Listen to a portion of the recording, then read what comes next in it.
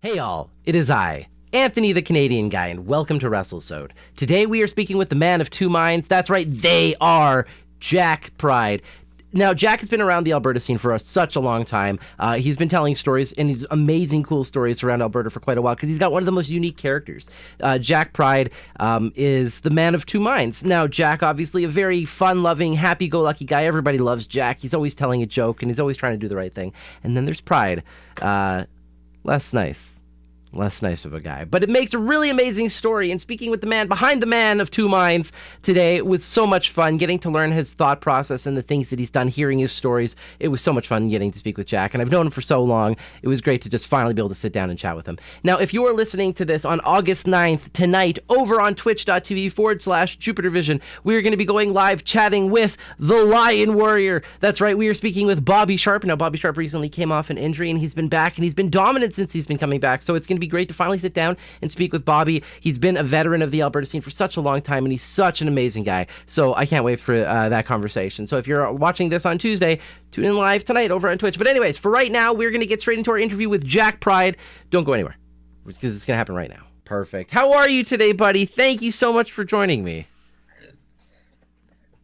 Doing pretty good. How are you, man? I'm doing fantastic. I'm feeling much better. Like I said, I just got over COVID again. I'm just super lucky in that regard. Hey, how lucky me. But but how have you been, man? This is the first time we've really got to have a real conversation, and you've been around the scene for quite a while. I have taken too long to request this interview, and for that I apologize. Oh, no worries. Just patiently waiting for my turn to come on, but here now, so it's good. I'm excited to be here. Thank you so much. Yeah, I wanted to make sure my platform was obviously good enough before I invited the man of two minds. There's two of you. I don't want to let you both down, or three of you. I don't really know who's over there right now, so I guess we'll be finding that out over the course of the interview. But first up, I'll start off very simply. Jack, how did you get started in the world of wrestling? How did you fall in love with it to begin with? Where did that enter into your life from? Wrestling has pretty much always been part of my life, basically for as long as I can remember. There's pictures of me in the crib, like at my grandma's house watching wrestling and things like that. So it's been basically since day one, I've been a wrestling fan. That's incredible. Was it like siblings or your parents watched it and it was on in the background, or were you just like, no, I sought this out even before I knew what it was? No, it would be anytime I was over at grandma's house. She was a huge wrestling fan. Yeah. We watched WWF at the time, WCW. She was a big Hulk Hogan fan. So most of my growing up with wrestling that I remember anyways, Hogan was in WCW. So we were a WCW family growing up. That's amazing. So you knew Hulk Hogan as the true heel that I think he always was, really, then. Oh, yeah. That's amazing, then. So, just out of curiosity, do you incorporate leg drops into your repertoire for Grandma? Like, is that like a tribute that you give off to her? No, in fact, I don't. Like, that was one thing growing up when Grandma and I would watch together. She loved Hulk Hogan. She loved the larger-than-life aspects of wrestling. Right. Pretty sure it was still real to Grandma too. But the wrestling that always caught my eye was like from the start. I remember like Jericho is the number one standout, and Malenko and Psychosis and Mysterio at that WCW Cruiserweight division. That was it, man. Well, obviously, if anybody has watched you wrestle, obviously you get quite a lot of inspiration there from Chris Jericho. From, I assume, the light up jacket, which, by the way, absolutely amazing. Every time I see it, I totally pop for it. Yeah, that well, the original light up coat that was made for the first Clandestine Society show where I did indeed wrestle as Chris Jericho, and then wow, I mean, a coat that looks that nice, so you just can't use it for one show and then never use it again. So no, it's a beautiful coat. So every time I see it now, I get super excited. And of course, the Clandestine Society also came out with the list of Jericho, because at the Clandestine Society, you were being Chris Jericho because you were part of the Imitation Game. Yeah, that's true. You gave me the list of Jericho, did you not? I did. It's pretty funny, though. It's right off of camera here. You might be able to see it if I turned it right slightly. I have the list of Jericho extra decal that I put on the on the actual list, so I put it right on my mini fridge there. So it's always there to remind me. Tremendous. So then, how did it go from watching wrestling and then actually getting into it? Because I actually don't really know that origin story for you. It is such a.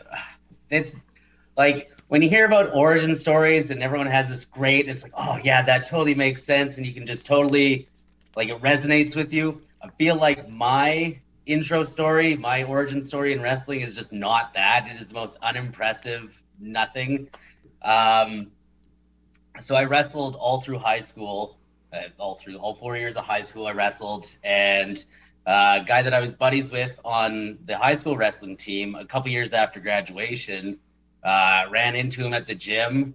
He had actually gotten into wrestling and invited me to a show, and I went to the show, and it was such a super, like, you think of the most indie show where they're giving away like a hot dog and a handshake. Right. That's the type of indie show this was, because I went with my buddy, so I was there before the show started, and someone got hurt. So instead of reworking the card around the workers, like supposedly trained workers that they had, they decided they needed to fill the spot. So I still had like high school wrestling fresh enough in my head that they were like, well, we'll just crash course you through how to take bumps for a couple hours before the show and you'll wrestle. And that is exactly how I had my first match. It was a triple threat match that lasted maybe 6 to 8 minutes, including entrances. And it was bad. There was nothing redeeming about that match at all. Oh, nothing. Did you have like a really great name your first time out, or did they just give you like the most like generic? Like who were you when you came out? I can't even remember. It wasn't Jack Pride. It was 100% not Jack Pride yet. I can't remember the name I came out to, but when they posted it, I think they had like a Metacrawler or a GeoCities webpage and everything. Wow. It dated. Yeah. And so when they posted the results on that webpage, I was listed there as, I believe it was Skinny White Boy. There you go. I mean, I guess we'll just credit you as Skinny White Boy then for coming out for your first show. So was it did you fall in love with it from that day on, where you're like, okay, well, this was a nightmare, but I like nightmares, so we're gonna keep going. Yeah, it was kind of one of those things. Like there was no, like, I knew it was bad. I knew the whole experience was not great, but yeah, it was enough to be like, okay, well, this is as close as I've gotten to being part of this world. So let's just, if I stick around with these guys, eventually we'll run into someone that has a little bit more credibility, and I'll be able to like find training kind of along the way. So I ended up doing maybe like less than 10 shows with this outfit, and like I did those, however, the small handful of shows, and then it kind of fizzled out, and I didn't wrestle again for 6 years, I believe. Wow. So I think I got my first, like I said, that first handful, maybe 10, 15 at the absolute maximum of very poorly trained matches I got when I was maybe 21, 22 years old. And yeah, it wasn't for about 5 or 6 years till I actually got some decent-ish training and really like kind of dug into wrestling and kind of that's when Jack Pride came out, kind of my second kick at wrestling. That's okay. So you developed Jack Pride then on the second go around when you got into like formal training then. Yeah, like I think I used the name, but the character was just like I kind of, that first handful of matches, it's its own contained little thing. And that was try number one. And then try number two, that's where I like all the parts about wrestling that I count in my career is try 2 and on. So just out of curiosity, are there footage or tapes of round number one that you know of? There might be on a couple, like I know a couple of the shows, the promoters filmed them and then burnt them to CDs. And I think I might have a couple of those kicking around somewhere. But otherwise, those are lost to time, lost to my memory, and the 7 or 8 guys that were also on those shows. Would you ever go back and watch it? Like, let's say you came across it one day and you're like, "Oh, there it is," and then you're like, "Oh, should I watch it? Should I watch it?" Would you do that? Uh, I think if I was to sit down and watch any of those shows, it would have to be with uh, some of the guys that were on those shows too, because a few of us have actually, like, I'm not the only one from that outfit. They kind of took that and then made something of it down the road years later. Like Dylan Stone is kind of another one. He's the friend that kind of got me all started down this road. Oh, okay. Sean Martins was another one that was around in those really, really early days with me. And so the three of us have kind of all taken our own separate paths, but we're all, for the most part, basically still very involved in the wrestling industry in the province. So. Oh yeah, well I could probably say I think it was about a month ago when I was up in Edmonton. All three of you wrestled the same night for a different promotion. I think it was. So that was or at least across within a night or so of that. But Yeah. which is amazing to see because I'm like I recognize both of those names. Obviously, Dylan Stone I have had on the show before. Second best chess player in Alberta wrestling. I'll always say that. But that's amazing. So then you actually got into actual formal training. So where did you train officially then for your second go around? The first real hands-on formal training I got was with Monster Pro. It was kind of right around the same time. I'm not sure if you're familiar with the Canadian Wrestling Coalition. Oh yeah, I do know about the CWC from Red Deer. Yeah, so that's home. That is the most home to me. And so that got started basically the same time ish that I was also training with Monster Pro. And so I was kind of using the training from Monster Pro to wrestle with CWC, and then eventually got on wrestling the Monster Pro shows too. But yeah, it was probably about a year and a bit that I spent with Monster Pro training and working there. That's amazing. And then have you continued training pretty consistently since then? I know these days, I mean, it's hard to have a life and also train and work shows. So a lot of times you mostly get your training when you're in the ring. But have you been pretty consistent with wrestling since that second go around? Except for the time lost to COVID. Right, yeah. I've been pretty steady. It started out those early days, those early CWC and then CWC Monster Pro days. I was getting kind of one show a month with each outfit. So I was doing 2 shows a month. And then fast forward a little bit, and I was no longer with MPW, and I joined RCW, and they were running more often. I think I was getting 2 or 3 shows a month with them, and kind of everything just started snowballing. And I really hit my most busy stride probably 2016, 2017. I was wrestling just about every weekend, multiple days a weekend. It was nice. That's amazing. And those would have been the CWC days then? Yeah, I was doing CWC, RCW. I was doing PCW out in Winnipeg. Did some PPW in Saskatchewan. Basically, most of the outfits that were running in Western Canada, I was on their shows. So. That's amazing. So, I mean, things have been really great then for Jack Pride. Nowadays, you have been wrestling for, you'll have your match on LPW this Friday. I believe it's against Son of Irish, if I'm correct? Yes, sir. I mean, as you defeat Son of Irish, I'm sorry, I didn't mean to say that.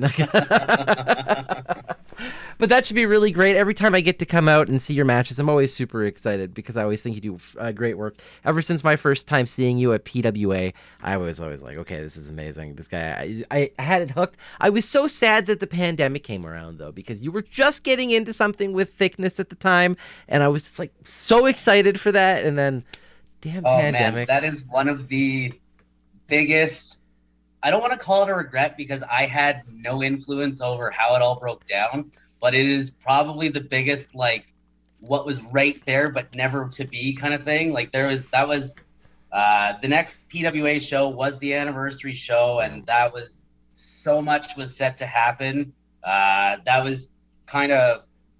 wasn't even close to the climax for the story and the feud that we had going for Thickness and Jack Pride.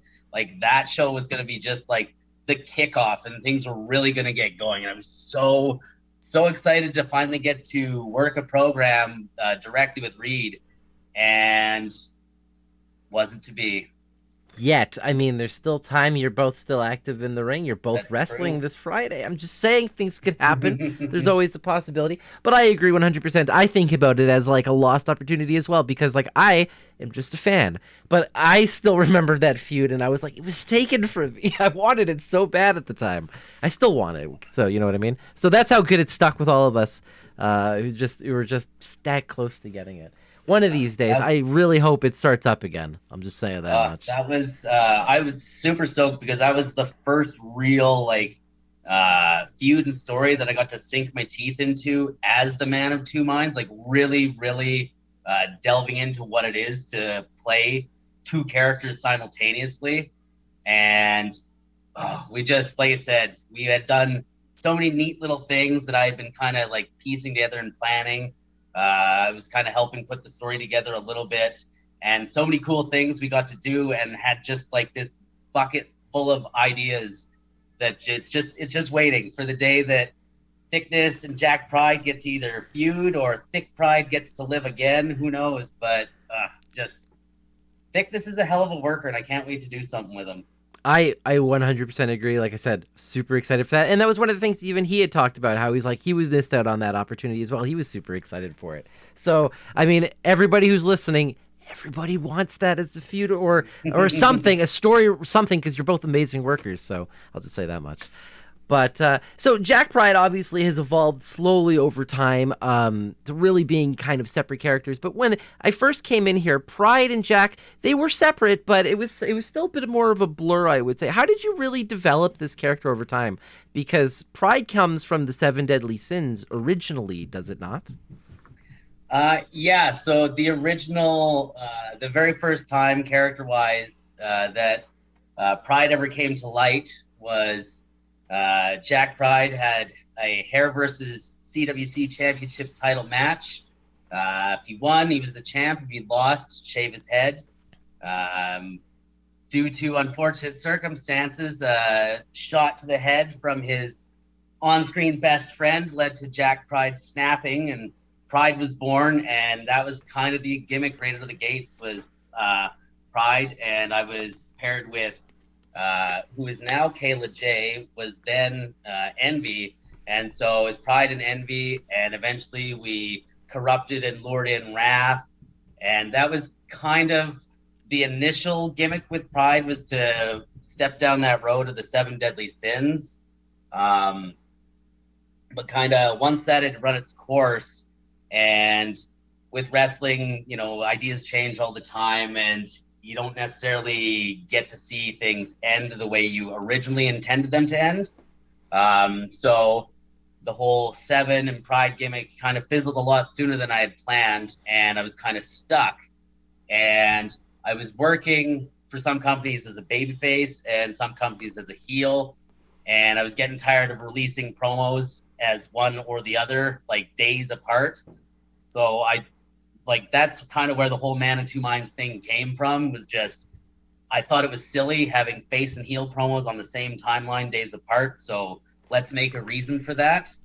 And so originally they were supposed to be completely separate entities, because I was working for PCW in Winnipeg at the time as a full-fledged heel.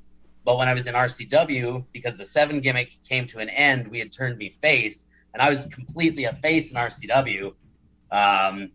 And then it just kind of, as time went on, I got tired of even doing it where it was like distinct characters. So I kind of tried to find ways to marry them together. And that's how we kind of see what we see now, where Jack and Pride entertain the same space and will argue and bicker with each other. It's just a combination of, I get fed up with my own ideas and I need to change stuff, or I figure out what works best and what kind of, like, I throw tons of ideas at the wall and not everything sticks. And so I've gotten very good at recognizing what is working and letting the stuff that doesn't go. That's amazing to hear.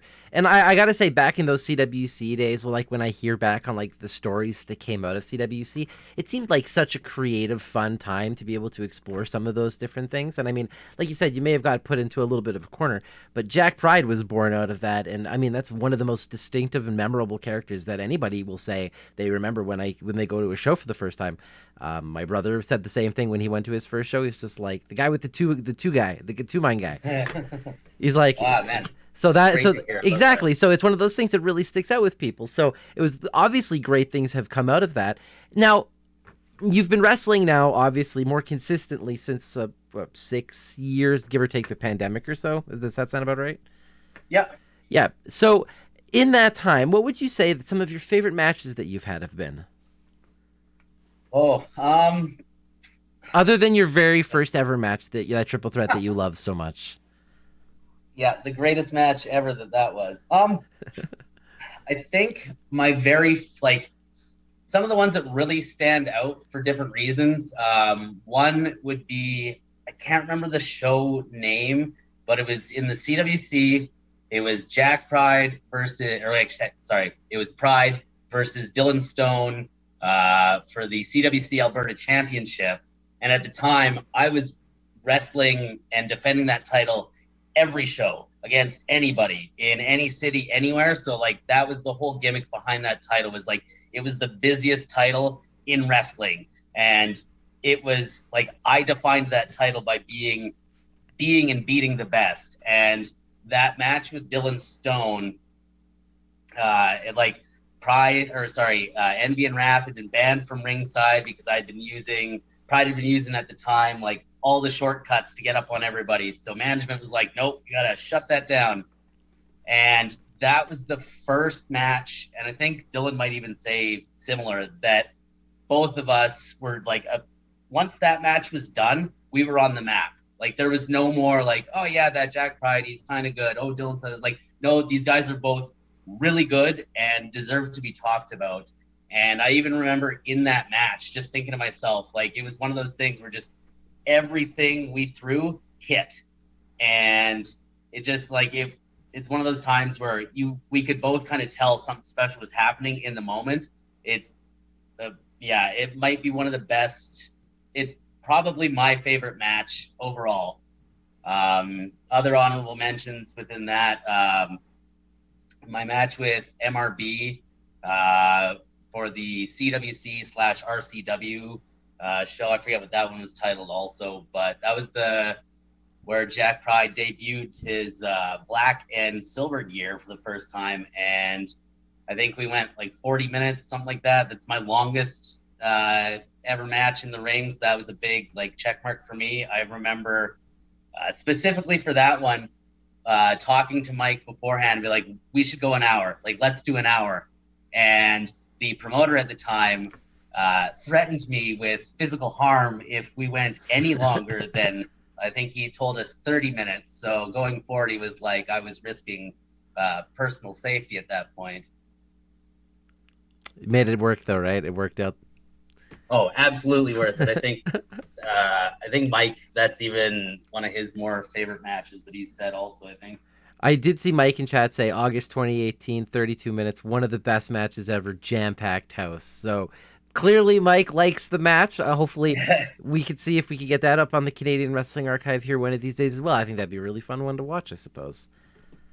Clearly, if Jack and Dylan speak super highly of it, I mean, you guys are both just fucking awesome at wrestlers. Every time I get to see you guys live, you guys just put on bangers. Like I was super lucky because like about a month ago, I went up to Top Talent and I got to see Stone wrestle, and then the very next night I got to see you wrestle, and I was like, yes, everything was perfect for on that 2 days. What a vacation I had.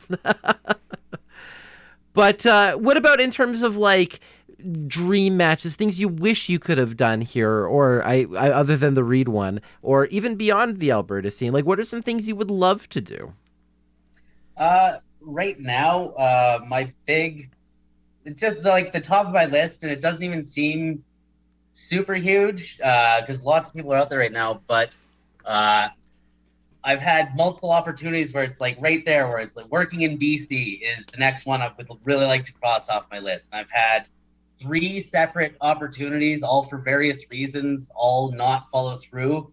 I'm really hoping kind of in the next couple of months I can get a few really solid matches that I can get on footage and send some stuff out to WrestleCore, out to NEW, and because I want to check BC off my list, because that will be BC all the way to Manitoba that I've worked in. So I'd like to get that Western Canada check mark. And then I think beyond that, would be pretty sweet to wrestle like a dark match, or even get on like an AEW dark sort of thing where more than just your local audience really sees it. We get that somewhat with LPW with the Twitch stream going out. We do get seen all sorts of places. But I really would love to kind of check that, like worked for TV off the list, and worked outside of Canada, be it in the US or maybe lucky enough to get the opportunity to go over and check out Europe would be pretty sweet too. But probably the big three would be work BC, get on TV at least once, and get outside Canada. I'm going to put you in a really weird position here. So imagine you could work outside of Canada, but you had to choose one country, and you can only go work there for like the next year. Japan, America, Mexico, Europe, or I would say like England specifically. Where would you choose? Because like those are all such different styles. Yeah. That's tough. I think, man, that is such a tough spot to be in. I think I would like to, at this point, maybe go over to Europe. Europe or Japan. They kind of tend to work. You see a little bit of that like rougher style, and a lot of my stuff lately has been a lot more like cranked up physicality. I remember Japan, you see all the videos coming out of there of just like insane chop battles constantly, and some of the insane like high angle suplexes. So there's definitely like high level physicality there. But I remember, like Walter is a big one. Of course, all their names just like immediately fell out of my head. Like Regal's one coming out. You just like kind of where they work stronger style wrestling probably would be where I would have to pick. I mean, just so many legends have come out of the UK, right? And like my favorite wrestler of all time, Finn Balor, is, right there out of Ireland. It's trained there. So you know what I mean? But, I should say that's Undertaker technically, but he's retired now, so we get to say it's Finn Balor. Also, I think I'd like to get over to Europe and perhaps try round 2 with Von Vertigo, but this time overseas, because it was a pleasure working with him the first time, kind of in my home turf at LPW. So let's head on out to PCW in Europe there and have a rematch. I mean, I would say I would love to see it, but I think that's just out of my price range. But hopefully if it's streamed online, I would love to see it happen out there. But what about anything here more local, closer to home? Like, you said you want to wrestle out in BC. Do you have some names? Like, I mean, you said you want to get your name out there to people like NEW and WrestleCore and stuff, right? But like, what about some names that you want to just throw some out there? I got to make this difficult for you. I was so unprepared. I didn't bring a list of names. Some that jump kind of out. Adam Ryder. He's a real big name out there right now. I had a heartthrob. Yeah. I watched him wrestle MRB at Dungeon Wrestling. Hell of a match. Both of them super entertaining to watch. Golden Boy, Travis Williams is another one. And Randy Myers is another name that I would love the opportunity to work with. And those are probably like the 3 that are kind of the most realistic, I would think, as potentials to work with. I think those are some great names. I'm super excited. I'm going to be trying to get out to my first NEW show in August next month. So, I'll see. I'll get you some good names of people who I think would put on some great matches against you, because I'll do my own little scouting there. But anyways, I want to move straight over to the Q&A section. I've seen chat just going absolutely crazy with tons of different questions and some pretty insane questions. I see Uno is being mentioned in there, so I guess something Uno related is going to be happening. So we'll switch over to that. Let's just get some questions. So if you'd like to take a minute or two break, just go get some water, go to the washroom, you feel free to. Yeah, I'm just sit here and drink water for a half second, but yeah, do whatever you'd like to do. I mean, we don't have to do anything. We could just go straight into it if you'd like to. And whatever. I'm just reading some of the comments here. Oh yeah, I've already got some of them here. Ooh, I like some of these. All right, you ready? Yeah, let's go nuts. All right, your first question here from Shout. So Pride used to team with Wrath and Envy. If you had to pick 4 current Alberta wrestlers to portray the other 4 deadly sins, lust, gluttony, greed, and sloth, who would they be? Oh man. That is a great question, by the way. Well done, Shout. You know what? See, I can't necessarily answer that question because it's one of the okay. So I kind of mentioned before, ran the 7 gimmick, and it didn't quite end the way I had hoped it would end. It was very premature. So I am hoping beyond hope that the opportunity arises that we can see a second run of Pride's faction of 7. And I'm a big believer in don't talk about things, because the second you do, it's one of the, what's the old adage? The best way to get God to laugh at you is to tell him your plans. So I have a list of names that I would love to reincorporate into 7, but I don't want to say it out loud lest I jinx the whole thing and I never get to do it again. So you're more of the belief that it's like if you say it, you'll jinx it, as opposed to putting it out in the atmosphere and making it a reality once you've made it, like you've put it out there, kind of a thing. Yeah, that's right. All right, well, there you go. So what we've heard specifically from that is an answer is we need somebody to let Jack make his team of 7. We would obviously have to get Kayla J in from Ontario. That's a little bit far, but we miss her here, obviously. And, of course, Wrath. I don't actually know what happened with Wrath. What? He, the guy that played Wrath, I think he's out in BC now. BC? I think he's getting into acting and all that. Oh, wait. That's the place to do it. They got Vancouver Film School out there. I'll give them a shout out. That's where I went. Not to be an actor or anything, but that's where I went. Next question here for you. Out of the 3 of you, who enjoyed the all-time classic smash hit greatest movie of all time starring... Okay, let me just say that. Of the 3 of you, who enjoyed the all-time classic smash hit greatest movie of all time starring Sting? Ready to Rumble most. Which of you took the impersonation for your career from it? Inspiration, not impersonation. Inspiration. I think overall, Jack is probably the one that would have loved that movie the most. Probably a lot. He has got a lot in common with David Arquette's character in that one. I'm picturing very specifically the scene where he finally gets her into bed, gets her topless, and then screams foreign weapons and foreign objects, sorry, and then loses my... Like, that seems very Jack to me. It just throws the punch. Yeah. Oh, that's amazing. Are there any more personas trapped in you that we haven't seen? Maybe some named Steve. None named Steve, but for those that were, I don't know, I pulled them down off of the Jack Pride social media, but there was the intro to a series of promos that was going to be a reworking of the character.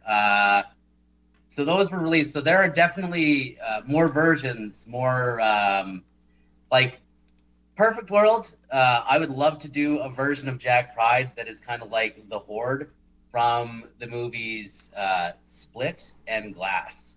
So yeah, there's definitely the potential for more personalities to one day be seen. That's amazing. Once again, we just need to get you that opportunity to be able to tell your stories. It seems like you've got a lot of ideas. We just need to get them out of you. Yeah, that's like big part of professional wrestling for me. Like, I love the physicality side and everything, but even as a kid, the best storylines, that's what brought me in. That's what hooked me in. That like, probably the best overall story that I've seen personally for me was the entire lead up to my all-time favorite match, which is Jericho versus HBK at WrestleMania 19, and the entire lead up to that whole story that they built was just a masterclass, I think, in storytelling. And that's the kind of wrestling I love, so that's the kind of wrestling I try to put out as best I can. That's amazing. Well, we've already kind of mentioned, you get quite a lot of inspiration there from Jericho, and I guess those would be some pretty good reasons why. Then, so would you say other than Jericho, then some of your favorites, other than the WCW cruiserweight era, like is there anybody specifically these days that you really kind of gravitate towards? Uh, I like the Blackpool Combat Club. Uh, really enjoying what they're doing.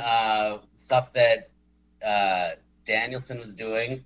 A lot of people that I've heard are really like to take shots at Jericho, but honestly, like for as dumb as the whole Jericho Appreciation Society has been, I've enjoyed it. I love it to death. Yeah, he's been doing really good work, and he's helping to make some of these younger guys into bigger names than they might have been, without the chance. So, and yeah, like I don't know if you're noticing a theme, but there's a lot of not WWE reference. I don't really like. I grew up a WCW guy, and now that there's another alternative to WWE, I'm an AEW guy now. So just I get like the third probably like biggest standout right now for me that I really pay attention to is everything that Malachi Black's doing. Like that's just I love all that. Like even the stuff where they just corrupted Hart there. Like yeah, Julie Hart. Like yeah, so good. Oh yeah, I'm super excited to see what's going to be happening there with Miro because like he got spit in the face and now he's questioning everything. So yeah, House of Black is super amazing. So I'm a big fan of Malachi Black or Aleister Black or Tommy Andrew, whatever you want to call him, because he's been around for quite a while. So that's some great answers. For whatever reason, my Zoom is telling me that we have time limit. This is the first time ever that it's telling me I need to upgrade. So I'm just going to call you right back and we'll just continue from there. So 1 second, okay? Yeah. All right, well, let's do that again. I don't know why that happened, but I guess they've changed their policy. Now you can only be in a conversation for so long, even if it's just the two of you. So at least I know that for next time. All right, sending a link back to Jack. And as soon as he's back, we'll get back right into it and get some more of these questions. There are some great questions here. All right, and we're back. All right, we'll just pretend that never happened. Yeah, what do you mean? What? Nothing happened. I'm total professional here. That's totally fine. All right. All right. Here's a question from Mars. Hey Jack, big fan. Hey Pride, not so much. I'm looking to add a move to my moveset, and I need your opinion. I'm stuck between the stomp or flipping netbreaker. What do you think? Oh man, good. So, wonderful Mars. Yeah, so that's a whole rib on me because when when wrestling paused, when the pandemic hit, I was using the code breaker. I do the single knee version called the Swallow Pride as a finish. And then COVID happened and some people were working during COVID, and somewhere along the line between the pandemic hitting and Jack Pride coming back to wrestling, the code breaker became it's like the new super kick. Just everyone does it all of a sudden. So if people are wondering why Pride has started using the curb stomp again, that's exactly why, because Pride got very grouchy that people were using his move in their matches. So he found a new move. So what you're trying to say is if the curb stomp becomes the new code breaker, you're really going to go off the end then. Oh, yeah, absolutely. You're going to see like full on just insanity out of Jack Pride. But the question then I guess becomes the stomp or the flipping net breaker, I guess, really because man, I love the stomp. It's vicious, it's wonderful, it's a great finish, but I like that flipping net breaker is probably the most Jack Pride move in my whole arsenal. It's probably between like that and the code breaker are the longest used moves in my entire arsenal. I used both of those in my very wrestling round 2. I guarantee I would use both those moves in my first match. Is there a move that you've always wanted to do, but you're just like, it's just too, you're just not going to do it? Is there a move like that? I mean, everybody's probably got one. that I like would like to do but just can't do? Because like, For many different reasons, maybe you could do it, but just to risk it like ever is just not worth doing. Do you know what I mean? well, I mean, I've jumped off balconies and I've tried to talk people into letting me do sillier things. So I don't know if there's necessarily like a move that I'm like don't want to do, except it was like some super power move where I'm like deadlifting like a 400-pound man. Like, yeah, I'm not going to do that because I physically just can't do that. Right. But like one move that's kind of on my list of things that like I know I could probably do it, but it's gonna take a lot of like working my guts up to do it is 630 one day. I want to hit that. Oh man, that would be amazing to see. Can you like do you do already? What's the at this the 520 Oh, at 450? 450? Thank you. I have never performed a 450 because I worry that I would just over rotate and like spike my head. That's why I think the 630 would be good because I can just start flipping and just hang on. And then if worse comes to worse, you just land on your knees, kind of a thing. Yeah, I just crush my opponent even worse, so no big deal. Right? It's worse for them, not for you. Yeah, sorry, not sorry. Here's a question from Zoe Sager. Why do you love mayo so much? Why do I love mayo so much? In fact, the opposite. I hate mayonnaise. It is probably the worst substance on earth. I don't know how people eat that. It's horrible. So, what would you say the best condiment is then? Mustard, hot mustard. Well, okay. Well, I will agree with you on that, but I'm also a French Canadian, so I also love mayonnaise. So you're anti mayonnaise on everything.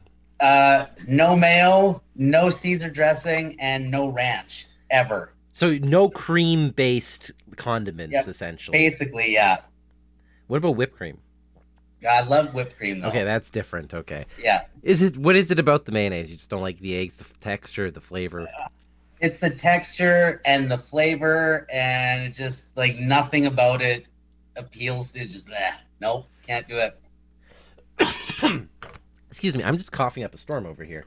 That's what you get when you get over COVID, I suppose. Here's a good question from another one from Mars Specialist. Do Jack and Pride differ in other things? Different favorite foods, movies? Like, what are their big differences? Well, I mean, they have a lot of shared interests, but yeah, like definitely favorite films, favorite foods. Those are, Jack is he doesn't like a lot of the dark humor or the sad sort of like super depressing movies that Pride likes to watch. Like Jack's a big fan of Billy Madison, Happy Gilmore, The Wedding Singer. Adam Sandler movies from the 90s, essentially. Good. Those are great movies. Absolutely. Yeah, like if anyone would like to say anything negative about those movies, they can just leave because those are all classics. Whereas Pride likes to sit down. He like Fight Club's his favorite movie. The Thing is another great classic that he enjoys. Donnie Darko's, things like that. Yeah, absolutely. It's another tremendous film. And very much. So, just out of curiosity, because I would love to kind of know this from the sidelines. Obviously, Jack and Pride don't often get along, especially in the world of wrestling. But, like, do they have something that they actually get in common with? Like, they sit down on the couch and they're like, okay, we're going to nerd out together over this, but not while the cameras are going. Do they have, like, a friendly relationship off to the side? The best way to describe the relationship between Jack and Pride, do you ever watch Animaniacs? Absolutely. Pinky in the Brain. Absolutely. Yeah, that's a really apt, pretty close. Not quite as bumbling, but Pride would absolutely be Brain, and Jack is as naive and just wants to be everyone's friend, just like Pinky. But they work out quite well together. I mean, they never really succeed in taking over the world, Narf. But at the end of the day, they do try, and they're quite entertaining, which I guess is a great way of kind of describing what Jack and Pride really are together. They have similar goals, but don't necessarily have the same path to get to the goal.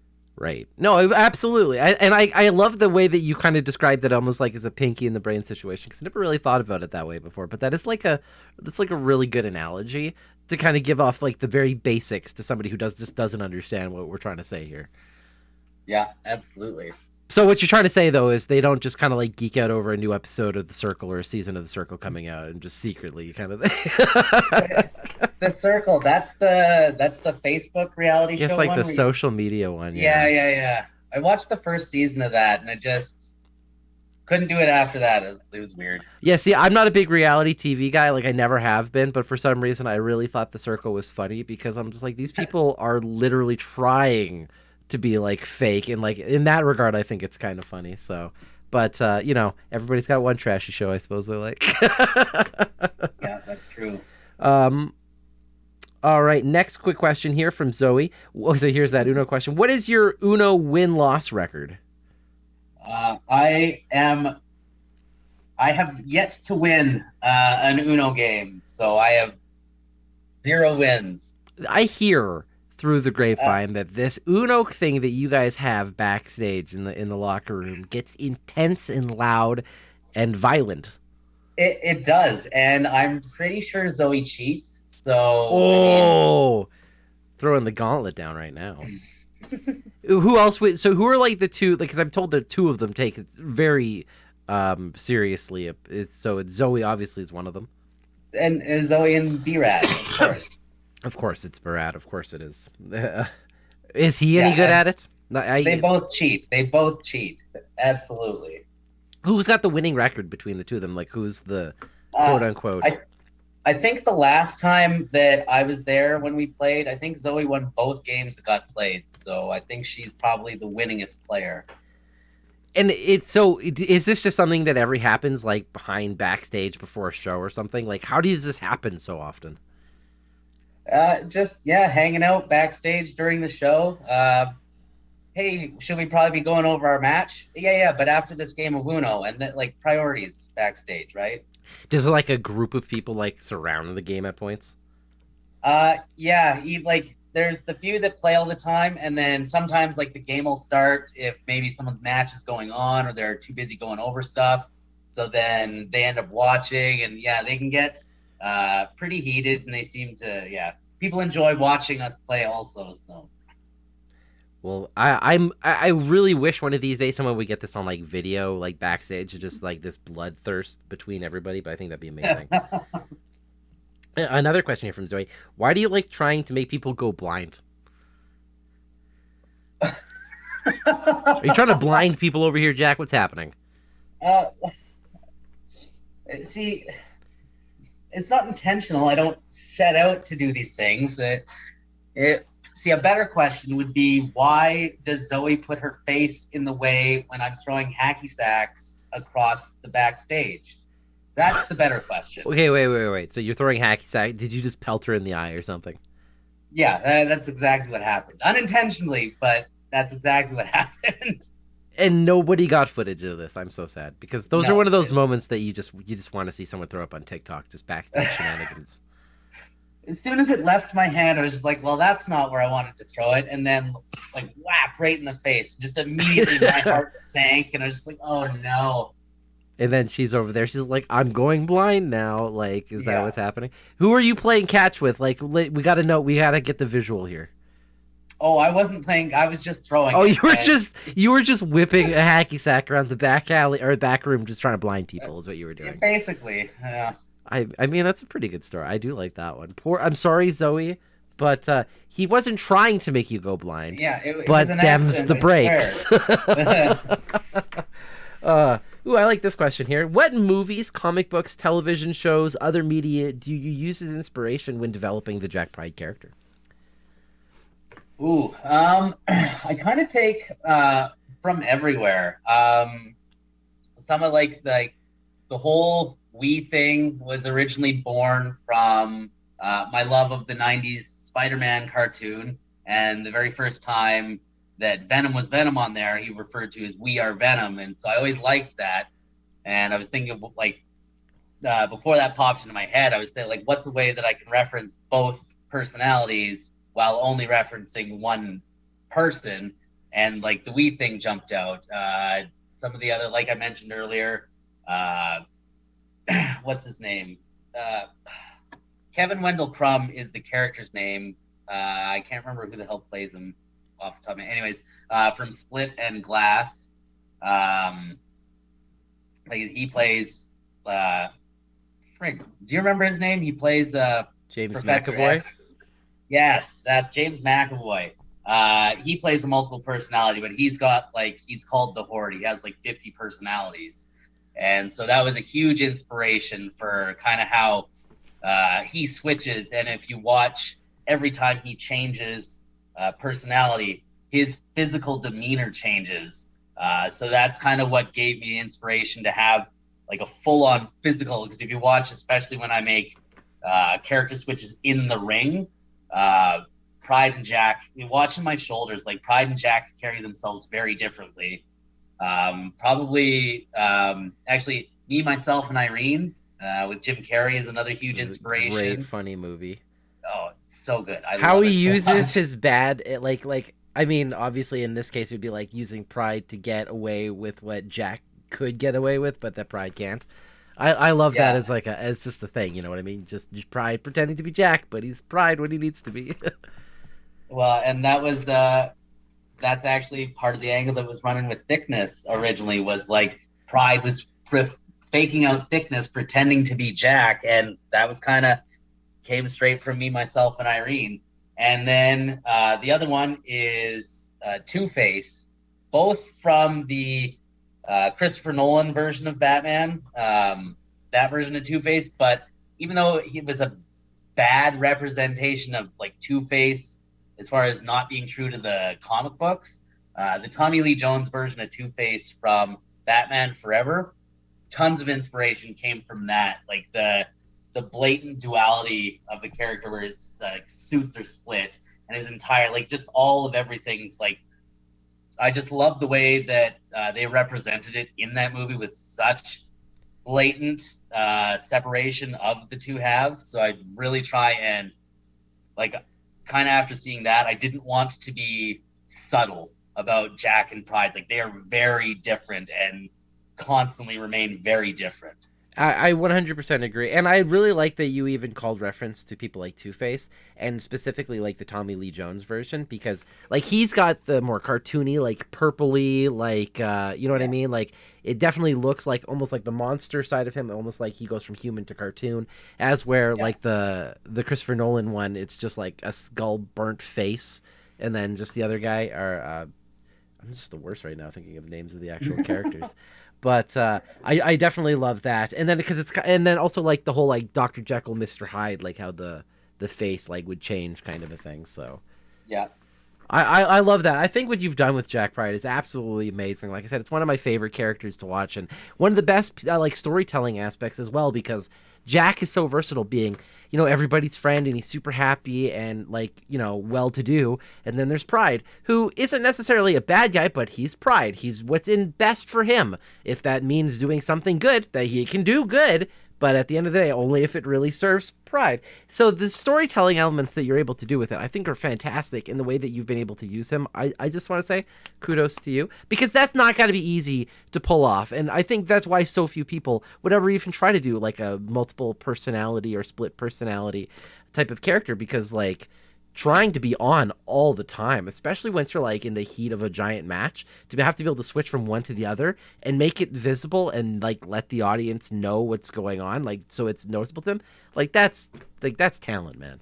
So Oh, I really appreciate that. Like, that's definitely that was not an overnight thing that I like. That took so much like trial and error and workshopping just to like figure out what would come across. And there were so many times early on where I would wrestle matches and I'd have all these plans for like, oh, I'll hit a couple character switches this match to really like set the tone. And then because it was so new in the early days, I would forget sometimes. And it was like, it was very challenging initially to get people to really latch on and understand that there was like two distinct versions.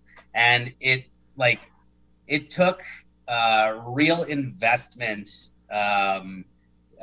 Like the first time that the Man of Two Minds really, really, really got to see the light of day was when I joined PWA, and it was kind of like Mike, his book was booking there at the time, and it was a real investment from him and Kurt and everybody involved in the higher ups in PWA to give me the opportunities to explore and expand on that character, because when they did give me that opportunity, I still didn't know 100% what it was. So yeah, I mean, for as short-lived as it was up until the pandemic shut it down, like if it wasn't for that chance they took on letting me run with that character, the Man of Two Minds would not be anywhere near what it is today. That's really great. Would you want to say like there's any big like thank yous that you would like to give out there that maybe we had missed for something like this, or do you feel like you kind of nailed everybody? Because like you've had quite a lot of different people and times and different promotions where like this has really grown out as a character, right? Yeah, it's like this has been to get to Jack Pride to where he is now, like so many things had to happen along the way, and there's just like uh yeah, kind of everybody that's taken a chance with this character. Like I said, Mike and Kurt with PWA to book the character. Kind of the first early days when Jack Pride was really figuring out what the Man of Two Minds was, when I was tagging with Dylan and Travis Cole. Like that was, those two had a lot of patience with me to kind of work with like I said, work in those early days of that gimmick. Like it wasn't easy. And so tagging with those two, they had a lot of patience with me, kind of putting the character together and just firing ideas at them constantly in those early days. And even Cody Mack and Maverick Jack too, kind of the DKWF crew, like they really helped me to kind of really establish the early days of the character. And then kind of everybody that's given me a chance to work in front of their audience since then. So just super appreciative of anyone that's taken any chance on me to give me the chance to Build who you are today, kind of a thing. Exactly. Thank you. No worries. Well, now here's a quick question for you. Now, what would you say like the hardest lesson that you've had to learn as a wrestler has had to be? Because obviously, like you said, like things don't grow like naturally or easily like in a straight linear path. There's ups, there's downs. But like what would you say is like, it was a hard pill to swallow, but it was a lesson that everybody needs to learn? The biggest one for me is learning when to take things seriously enough and when to be able to like let things go. Kind of like the first kind of at the height of the initial Pride character, I was kind of getting a bit of a reputation for being tough to work with because I was so stuck in my ideas, because I knew they would work, that I would just like not back down.